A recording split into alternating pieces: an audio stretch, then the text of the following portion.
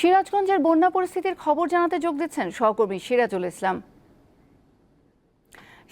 সিরাজগঞ্জের কোন কোন এলাকায় বন্যার খারাপ অবস্থা দেখা দিয়েছে, সার্বিক পরিস্থিতি কেমন দেখছেন?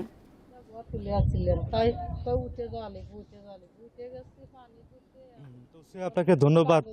আপনাকে জানিয়ে রাখি যে উজানের পাহাড়ি ঢল আর ভারী বৃষ্টিপাতে গত কয়েকদিন যাবৎ সিরাজগঞ্জের যে যমুনা নদীর পানি সেটা কিন্তু বৃদ্ধি অব্যাহত রয়েছে। গত 24 ঘন্টায় সিরাজগঞ্জের যমুনা নদীর পানি হার্ট পয়েন্ট এলাকায় 20 সেন্টিমিটার বেড়ে বর্তমানে এখন প্রায় 58 সেন্টিমিটার উপর দিয়ে প্রবাহিত হচ্ছে।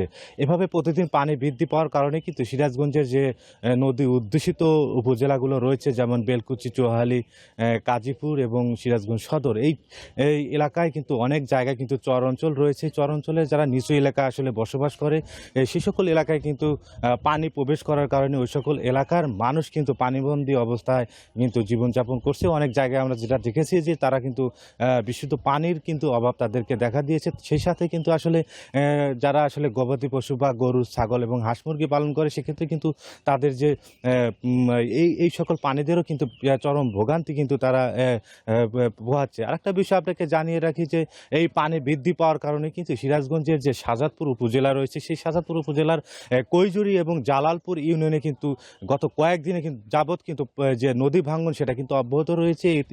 এতে করে কিন্তু গত কয়েকদিনে প্রায় শতাধিক বাড়িঘর কিন্তু নদীতে বিলীন হয়ে গেছে। সেই সাথে কিন্তু বিভিন্ন স্থাপনা কিন্তু বিলীন হয়ে গেছে। সেক্ষেত্রে কিন্তু ওই এলাকার যারা মানুষ রয়েছে, নদী ভাঙ্গন এলাকার মানুষ রয়েছে, তারা কিন্তু অনেকটাই বিভিন্নভাবে ক্ষতিগ্রস্ত এবং খোলা আকাশের নিচে জীবনযাপন করছে। একটা বিষয় আপনাকে জানিয়ে রাখি যে পানি উন্নয়ন বোর্ড রয়েছে সিরাজগঞ্জে, তার সাথে আমরা আসলে কথা বলেছিলাম। তিনি আমাদেরকে জানিয়েছে যে পানি বৃদ্ধির হার কিন্তু আরও 48 ঘন্টা পর্যন্ত অব্যাহত থাকবে। সেক্ষেত্রে কিন্তু এই সিরাজগঞ্জ সহ উত্তর অঞ্চলে যারা আসলে মানুষ বসবাস করে, তারা কিন্তু অনেকটাই যে বন্যা কবলিত হতে পারে এবং মাঝারি ধরনের বন্যার কিন্তু আশঙ্কা কিন্তু করা হচ্ছে। তো এই এখন পর্যন্ত যে পানি বৃদ্ধির হার গত কয়েকদিনের তুলনায় কিন্তু আজকে পানির হার কিন্তু কমেছে। আশা করা যায় যে আরও 2-1 দিন পরে হয়তো পানি বৃদ্ধির হার কমবে। আর এই ছিল আমার কাছে সিরাজগঞ্জ থেকে আসলে বন্যার সর্বশেষ পরিস্থিতি। তৌসিয়া। সহকর্মী সিরাজুল ইসলাম জানাচ্ছিলেন বন্যা পরিস্থিতির খবর।